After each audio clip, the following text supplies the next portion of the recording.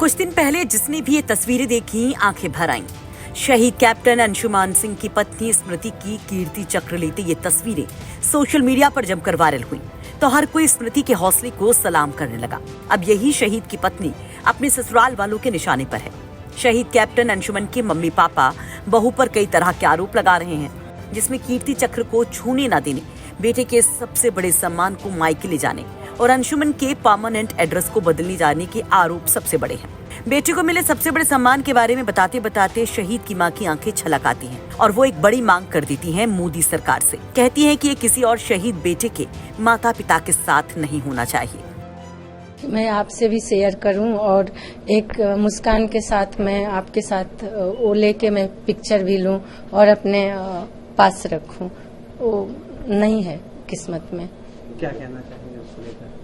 क्या मैं आगे के लिए बदलाव के लिए ही चाहती हूँ और ये मेरा अपना राय है, मेरे दिल का राय है, जो मैं दर्द से गुजर रही हूँ। मुझे किसी और पे उंगली नहीं उठाना, किसी के पे कोई हक नहीं है, पर मैं अपने लिए आवाज उठा सकती हूँ, अपने जैसे माओं के लिए आवाज उठा सकती हूँ। मेरे लिए एक गेस्ट के रूप में बुलाए थे, ऐसा कुछ नहीं था, गेस्ट के रूप में, और घंटों बात हुई थी, हमारे ही लिए बात हुई थी और उसी में मैं अपना बात रख दी कि एक माँ बाप के लिए कुछ सोचिए जो ऐसे सिचुएशन में होते हैं हमारे जैसे। पिता कहते हैं कि बेटे का परमानेंट एड्रेस बदलवाकर अंशुमन की पत्नी ने उनसे उनकी पहचान ही छीन ली और इसके पीछे वो वजह बताते हैं सेना के सबसे अहम रोल को।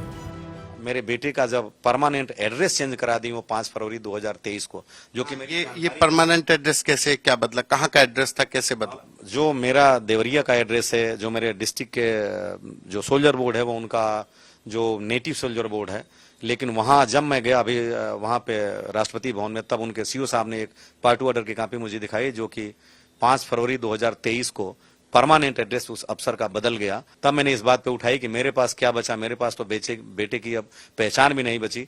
मैंने जो उनके कंसर्निंग अधिकारी थे कर्नल भरद्वाज साहब, जो रिकॉर्ड अफसर एएमसी के, उनसे भी बात की तो उन्होंने बोला देखिए एनओके अगर चाहती है तो उसके पर्सनल एप्लीकेशन पे हम ऐसा कर देते हैं, यही नियम है। हमने कहा आप एनओके का रेजिडेंशियल एड्रेस चेंज कर दीजिए, कम्युनिकेशन का एड्रेस चेंज कर दीजिए, लेकिन उस अधिकारी का एड्रेस कैसे चेंज कर सकती है? इस अधिकारी के परिवार में उसके माँ भी हैं, उसके बाप भी हैं, हमारी पहचान है, तो आप गवर्नमेंट के जो भी अब उनके साथ वो भी एड्रेस बदल। बिल्कुल, और इस बात को मैंने आर्मी के तमाम सक्षम अधिकारियों के नोटिस में लाया। तो अंशुमन के पिता कहते हैं कि नेक्स्ट ऑफ किन यानी कि एनओके के तहत जो हुआ वो गलत हुआ। उनके मुताबिक उन्होंने इसके लिए सेना के सभी सक्षम अधिकारियों से गुहार लगाई। रक्षा मंत्री राजनाथ सिंह से भी बात की कि नेक्स्ट ऑफ किन यानी एनओके में बदलाव होना चाहिए। तो चलिए जान लीजिए कि आखिर ये है क्या जिसको बदलने की मांग शहीद कैप्टन अंशुमन की मां और पापा कर रहे हैं। नेक्स्ट ऑफ किन के मुताबिक जब कोई शख्स सेना में भर्ती होता है तो उसके माता पिता का नाम निकटतम रिश्तेदारों के रूप में दर्ज किया जाता है। शादी के बाद माता पिता की जगह पत्नी का नाम दर्ज हो जाता है। जवान के शहीद होने के बाद आर्थिक मदद से लेकर तमाम सैन्य सुविधाएं उसकी पत्नी को मिलती हैं। इसी को एनओके कहा जाता है। कैप्टन अंशुमान सिंह के माता और पिता ने इसी नियम में बदलाव की मांग की है।